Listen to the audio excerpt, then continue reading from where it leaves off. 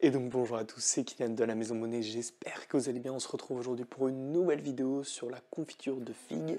La semaine dernière on avait vu la confiture de mûre, donc sans plus attendre, générique.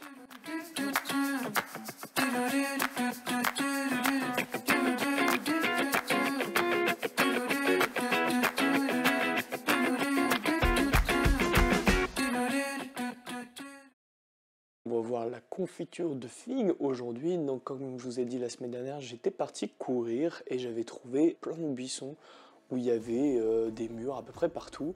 Et quand j'ai continué ma course, en fait, j'ai trouvé aussi un figuier. Et là, j'étais vraiment trop content parce que faire de la confiture de figues, c'est vraiment trop bon. Et là, pour le coup, c'est gratuit, donc c'est génial. Donc sans plus attendre, on remonte le temps et on voit ce qui s'est passé. C'est parti.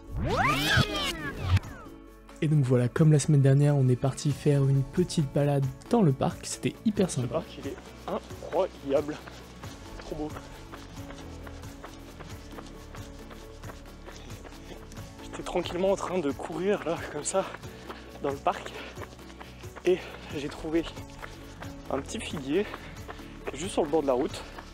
Donc là, je suis en train de faire demi-tour pour y aller, et franchement, ça me donne plein d'idées de petites recettes pour être très sympa à faire. Je viens d'arriver devant le figuier. C'est juste impressionnant tout ce qu'il y a. Alors, par contre, il n'est pas facile d'accès.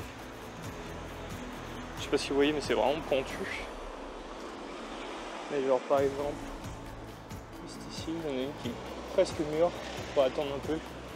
Mais si vous voyez, il y en a vraiment partout, partout, partout. Complètement dingue. Celle-là, elle est pas mal. Hop. Impeccable. Et vraiment, genre le figuier, il appartient à personne. On est sur le bord de la route. Et genre vraiment, il est à la commune quoi. C'est complètement ouf. Bon, sur ce, on est reparti. Je reviendrai demain avec ma chérie. On récupère un peu plus, histoire de faire des bonnes petites confitures. Et donc voilà, maintenant qu'on a fini notre petite balade où on a trouvé notre figuier, enfin franchement c'est incroyable de trouver un figuier sur le bord de la route comme ça. On a des figues gratuites, quand on voit le prix auquel elles sont en supermarché, je peux vous dire que c'est vraiment génial. Donc voilà, sans plus attendre, on va pouvoir passer aux étapes de préparation de la recette. C'est parti. Et donc voilà, c'est parti. Donc tout d'abord, on a fait rincer nos figues dans une grande casserole d'eau pour que les petites bébêtes aient remonté à la surface. Ensuite, on vient tamiser tout ça et on les rince à grande eau. Et donc voilà, une fois qu'elles sont lavées, on n'aura plus qu'à équeuter. Et ensuite, on vient tout simplement couper les figues en 4, comme ceci. Alors bien sûr, il y aura deux versions de la recette. Il y aura la version avec la peau et sans la peau, parce que je sais que certaines personnes n'aiment pas. Donc il vous faudra 500 g de fruits avec ou sans la peau. Il vous faudra 300 g de sucre, 150 g d'eau. Et attention, si vous enlevez la peau, il faudra rajouter 50 g de sucre que vous prenez dans les 300 g. Il faudra rajouter 3 g de pectine et 5 g de jus de citron qui sont là cette fois pour les deux recettes.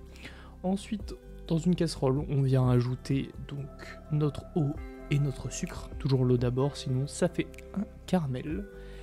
Et donc voilà, pour ceux qui ont la version sans la peau, on viendra mélanger notre pectine avec le sucre, avec une fourchette ou un fouet, c'est très important pour que la pectine ne fasse pas en fait des blocs à la cuisson. On va maintenant pouvoir passer à la cuisson du sucre, donc on va mettre notre sucre sur le feu à fond et on viendra y ajouter notre thermomètre à sucre. Après vous pouvez prendre un thermomètre à sonde, mais c'est un petit peu moins précis. Donc on vient mettre notre thermomètre et on vient cuire ce sucre jusqu'à 120 degrés. C'est hyper important d'être précis. On évite de trop mélanger le sucre, sinon ça peut masser. Mais normalement il y a peu de chances. Ensuite, une fois qu'on a à 120, on vient retirer notre thermomètre et on va pouvoir ajouter nos fruits. Voilà, comme ceci. On vient tout mettre dedans et ensuite on viendra mélanger avec notre spatule, histoire que ça n'accroche pas. Une fois que c'est fait, on pourra ajouter, pour ceux qui ont la version sans la peau, la pectine. Donc pour la pectine, c'est très important de venir la rajouter en pluie. Donc on va venir verser délicatement en faisant un petit rideau de pluie comme ça, et à l'aide de nos fouets, on vient bien mélanger pour éviter de former des morceaux, parce qu'avec la pectine, ça arrive très très vite. Et donc voilà, maintenant qu'on a ajouté nos fruits et notre pectine, si on a la version sans la peau, on va pouvoir venir cuire notre confiture, donc ça prend une petite quinzaine de minutes on va dire. Et on vient ajouter notre thermomètre, on viendra cuire exactement comme la confiture de la semaine dernière à 104 degrés, c'est hyper important d'être précis, donc c'est pour ça qu'il faut se munir d'un thermomètre. Après un thermomètre à sonde ça marche aussi, mais c'est mieux un thermomètre à sucre. On va pouvoir donc couper notre feu une fois qu'on a cuit notre confiture à 104 degrés et on ajoutera notre jus de citron pour terminer la cuisson.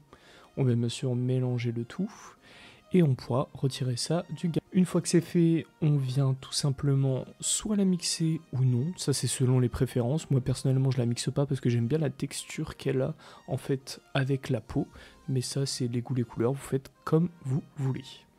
Et une fois que c'est mixé, on n'aura plus qu'à l'ajouter en pot. Et notre recette sera terminée. Bien sûr, vous venez retourner le pot, ça permet tout simplement d'enlever toute l'air du pot, comme je vous l'ai expliqué la semaine dernière.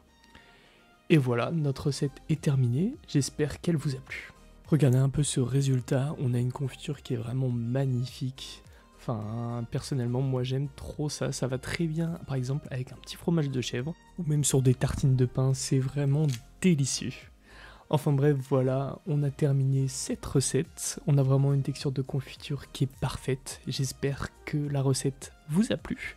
On se retrouve bien sûr la semaine prochaine, mercredi prochain, pour une recette certainement d'une tarte avec des figues, parce qu'on est vraiment en pleine saison, ça serait bête de louper la saison. Donc voilà, j'espère que cette petite recette vous aura plu, on se retrouve la semaine prochaine pour une nouvelle vidéo. C'était Kylian de la Maison Bonnet, ciao!